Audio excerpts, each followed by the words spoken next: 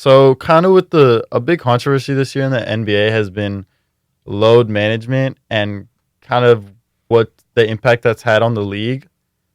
So I guess we're just gonna kind of talk about what is your opinion on load management and just the overall state of the NBA. Do you guys want to start this, or do you want me to just go in on what I have to say? Hey, man, you feel really confident about this. Go in. Yeah, no, I have a lot to say about this load management. Because there has been this season in the NBA, I feel like we kind of mentioned this earlier by ratings. The NBA is taking a lot of heat. Yeah, Just about how the they're ratings are down, organized, refs, everything. So Keon has some tea about this. yeah. So what I hate about load management and the NBA culture in general, this isn't just a load management thing. This is just the NBA culture in general, is that I feel like it devalues winning. So basically, when you're sitting games, you're saying like I don't care about the regular season and I don't really care about like winning these games. And that I don't think that's how the NBA should be. I don't think that's what basketball is based on. And it's not just load, like I said, it's not just load management. It's everything else that's going on in the league. So I'm going to give an incident that happened the other day. The whole Chris Paul untucked jersey thing where Chris Paul calls out this dude. This isn't really the main part, but I'm just setting up the story. Chris Paul calls out, I think, Jordan Bell. He's like, hey, his jersey's untucked. The Timberwolves are up by 2. So it's a tech. They shoot a free throw. It's a 1-point game. Cat has a free throw. So it's a 1-point game. There's 1.5 seconds left. Karl-Anthony Towns at the free throw line, right?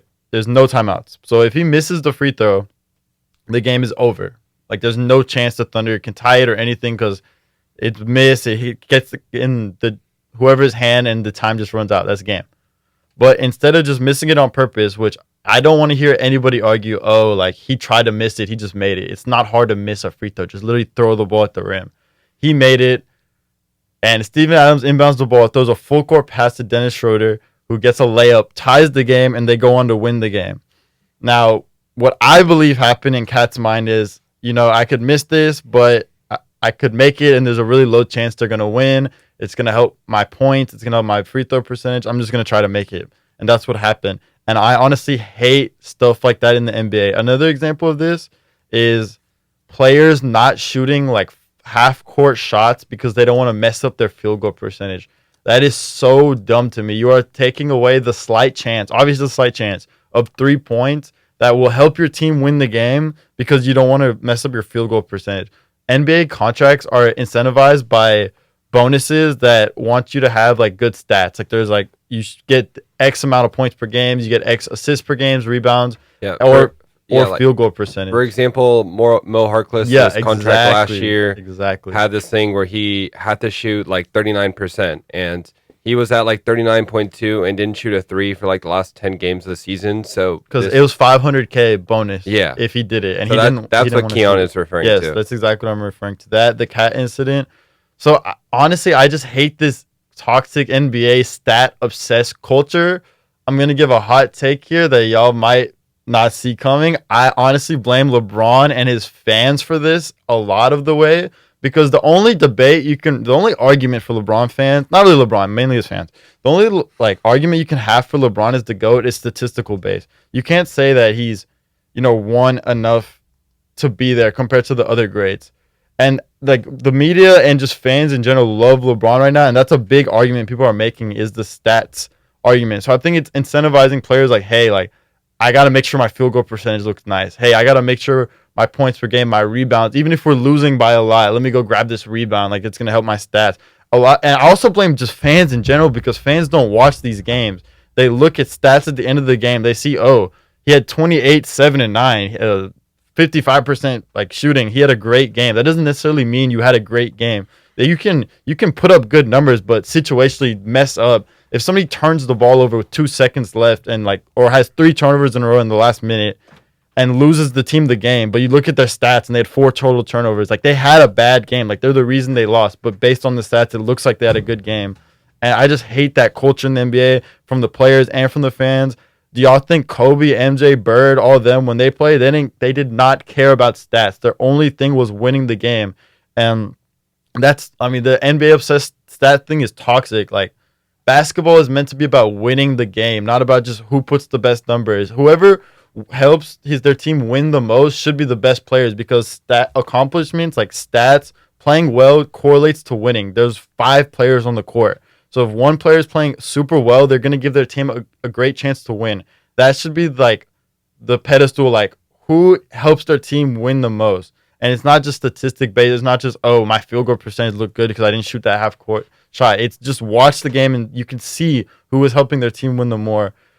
I think contracts should be incentivized more by winning than stats. I think they need to get rid of that in like totally.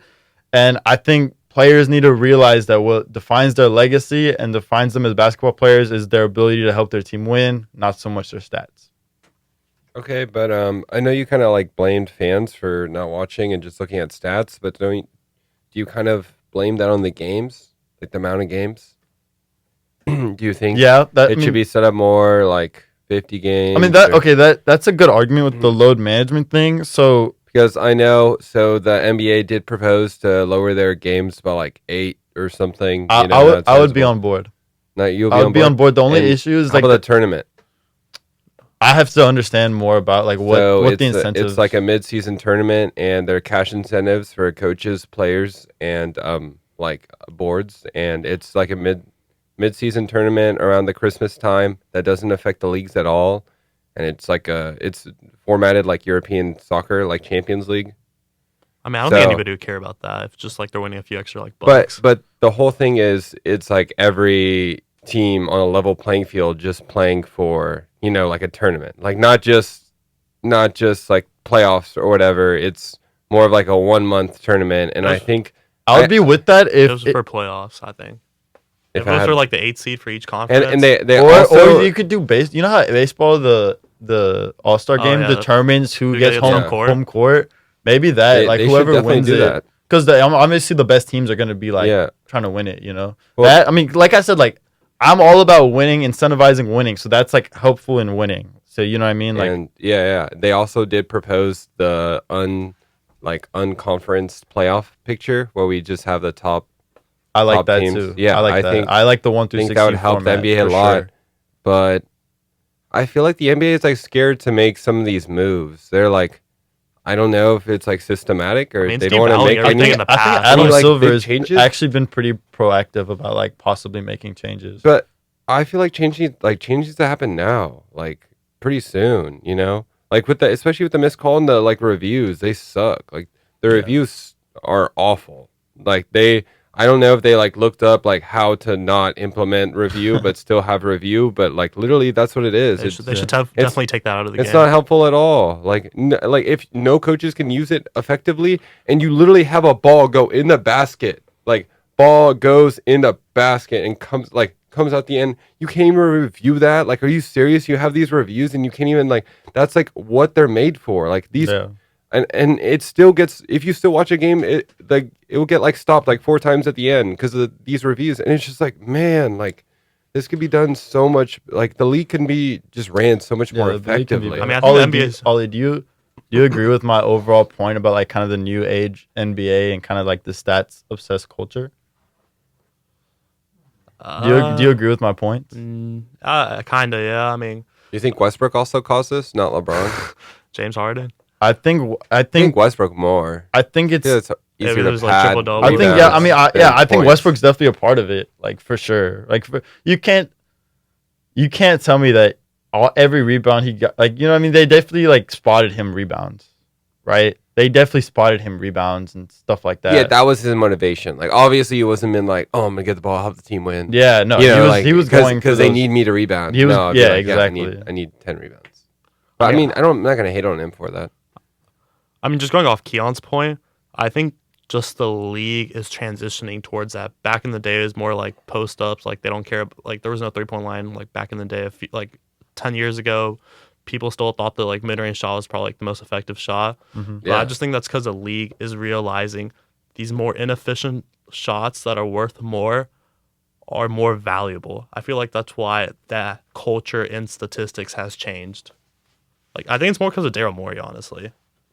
Dude, but the Rockets haven't won anything. That's my point with all this. These like analytics. The Warriors still play. No, that's That's the Warriors never came out and said we're gonna shoot more threes than anybody. The Warriors actually were good when they had their team. It was more ball movement. They were good in they had ball, they were good in all facets of the game. They had an inside game. They could obviously shoot threes. KD and Clay are great at mid range, and they would take mid range. Yeah. When they had Boogie, they had games where they'd play out the post with Boogie. Like they played all aspects of the game. That's why they were a good team. Yeah. To be fair, even with KD, they won and stuff, but they played. In my opinion, they played worse basketball, but it doesn't matter because of sheer talent. Like, if you have KD go 1-on-1, like, odds are no one's going to guard him. But, like, I think their basketball, like, was better with Steph and Clay. Like, Steph, Clay, and Draymond, like, that three and Iggy, that was, like... Yeah, that was great basketball. Peak basketball. Like, I feel like in this generation, I know a lot of people will kind of, like, attack this level of basketball. But to me, that's better than Spurs basketball.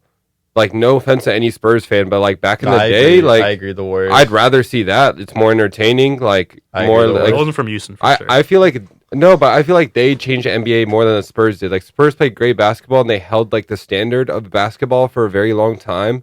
But I feel like their influence was very limited.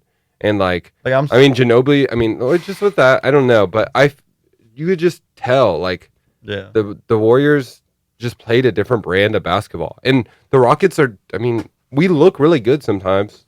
Like, if you watch a Rockets game and we're hitting, like, wow, like, beautiful. Like, the way it's flowing, it's awesome. Like, this is, like, so effortless. But then we're missing shots in the playoffs, like, 27 threes in a row, and you're like, basketball's ruined. Like, this is not how it's supposed to be played. Exactly. I think the NBA is trying to get too pretty. They should just go back, like, take the reviews out. They should not do this mid-season tournament. They should just go back to what people want to watch. NBA, basketball. People want to see other people playing basketball at like a high level. Bro, I want to see people hungry to win. I want to see like people like diving on the floor, like do anything. Like I want to see like whatever I got to do to win. Like stop teaming up. I don't like the whole teaming up culture, super team culture. I don't even like that. I like the whole like you have your own team to be the best. I gotta beat the best. Like me and whoever I came in with, like we're gonna do this. We're gonna do whatever it takes. I got drafted with, like we're gonna beat. Yeah, like we're gonna do it. Like I don't care about how many points I score this game. I don't care about like my stats. I don't care about my field goal. I don't care about any of that. Like I'm here. I'm playing defense. I'm putting all my effort, and we're gonna win this game. We're gonna win the championship, and there's nothing you can do about that. I like that rather than like, I have like 19 points. Like I got to get to like 24. Like you know what I mean? Like right now we're seeing that should be off contracts. But like, say you have a team, you get traded, and your contract, you're on a team that's tanking, whatever, purposely losing games, and that's a bigger deal now because your contract is purposely not being met by staff and other motives. Say that again? Like if you have general managers and a bunch of people like not trying to win, and you have this thing in your contract, say like you get paid if you get this many wins, blah, blah, blah. Like, it's all win incentive, and you get traded to, like, a bad team. Yeah. And you still have the same contract, and you literally are not making your money because, like, your bosses are like, we want to lose.